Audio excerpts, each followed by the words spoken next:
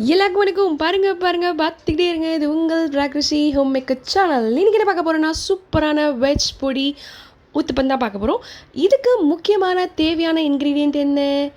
தோசை மாவு இல்லைன்னா ஊற்றப்பம் ஊற்ற முடியுமா? கண்டிப்பாக ஊற்ற முடியாது.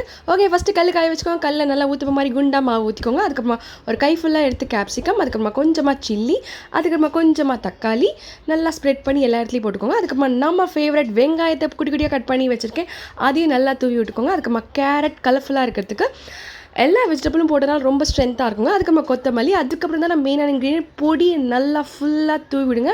இதுக்கு மேலே நல்லா 2 ஸ்பூன் நெய் எடுத்து ஊற்றி அதை இப்படி போட்டு இப்படி திருப்பி போட்டிங்கன்னா சூப்பரான ரெடியான மொறு கிறிஸ்பியான ஊத்தப்பம் ரெடிங்க. இது கண்டிப்பாக கிட்ஸுங்களுக்கு ரொம்ப பிடிக்குங்க.